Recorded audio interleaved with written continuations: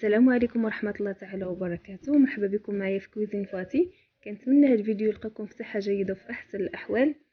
اهلا حبايبي، ازيكم عاملين ايه؟ يا رب تكونوا بخير يا رب، وكل سنة وانتم طيبين.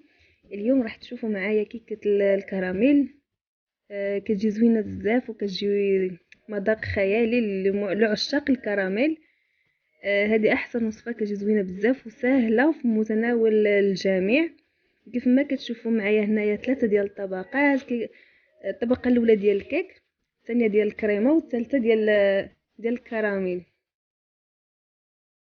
كنتمنى تنال الاعجاب ديالكم وسهله في التحضير. نمشيو نشوفوا المقادير والطريقه مع بعضياتنا.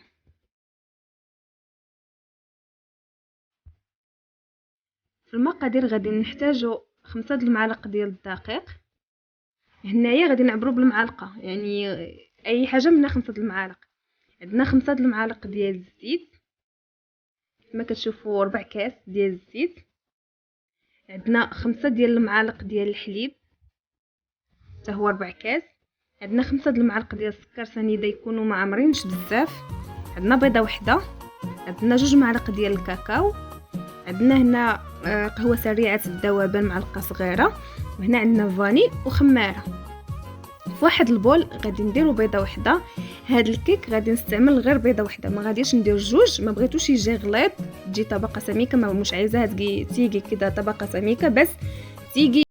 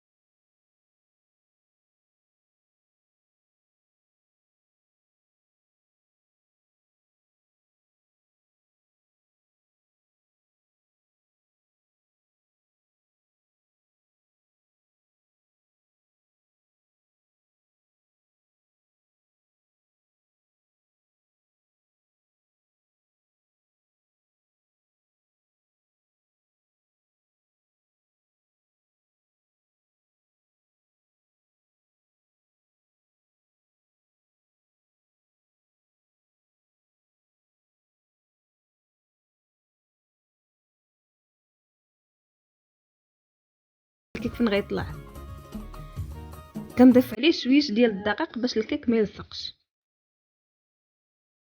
صافي، وكنبقى كنديه ونجيبو هكا كياخد غير شويه هكا. كتاخد ديال الكيك ديال باش ما يبقاش الكيك عامر بالطحين، غير شويه صافي. وكنتخلص من هاد الزوائد ديال الدقيق، كنفضو مزيان وكنحطو. دابا هانتوما كيف ما كتشوفوا معايا هنايا غادي نعلي يدي شويش باش الكيك كيزول منه ديك الهواء. صافي، وكنهبطو كامل. كيف ما قلت لكم الفران راه عندي سخون قبل.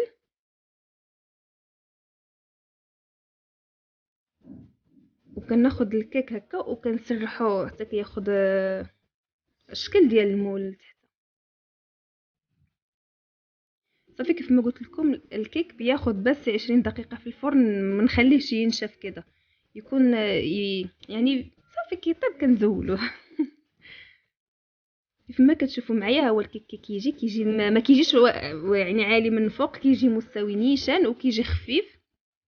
هنا هي سخونه، وانا هنا غادي نضيف الكاس ديال الحليب، وغادي نضيف معاه قهوه ديال سريعه الذوبان. صافي، كيف ما كتشوفوا معايا وغادي نسقيها. كيف ما كتشوفوا راه دغيا كيشرب حيتاش كيجي مهوي، دغيا كتشرب لنا الحليب. كنتركها حتى كتبرد. هنايا كناخد الكريم شونتيي، هي السائله، هي الكريمه السائله. هي غناخد الكريمه اللي كنضيف لها الحليب باش غادي نطلعو. هنا غادي نحتاجو الياغورت ديال الكراميل والشوكولا باش كيعزو لها المذاق ديال الكراميل. صافي هنا كنبقى حتى كنطرب الكريمه عاديه كتطلع كيف ما كتشوفوا. الكريمه القياس اللي كتكونوا باغيين نتوما، يعني ما كتبقاش يعني محدده. صافي هنا كنضيف الياغورت ديال الكراميل كيف ما كتشوفوا. حتى الياغورت ديال الكراميل كيعطي واحد المذاق للكريمه زوينه. ممكن هنا تضيفوا لها حتى الفلون ديال الكراميل، حتى هي كيعطيها المذاق او النكهات ديال الكراميل. يعني كتبقى نتيا شنو غادي تضيفي لها. صافي هكا وغادي نطربوها ويكون الكيك بارد باش ما يهبط لياش الكريمه. صافي دابا غادي نخلطها حتى كتخلط الكريمه مع الكراميل. انا كيعجبني المذاق ديال الكراميل بزاف، يعني هاد الكيكات هاد النوع ديال الكيك كيعجبني حيت كيجي زوين بزاف، كيجي خفيف وبالاخص في الصيف لما بتكون الدنيا حر بيدي يا سلام. من هنا عايزه اقول لحبيبتي واختي نشوى ربنا يشفيكي يا رب، يخليكي ليا يا اختي الغاليه. صافي هكا كنخليه جانبا حتى كيبرد ليا الكيك ديالي. من بعد ما كيبرد كيف ما شفتوا هو شرب الحليب، غادي نضيف له الكريمه وغادي نوزعها على السطح ديالها تكون متساويه.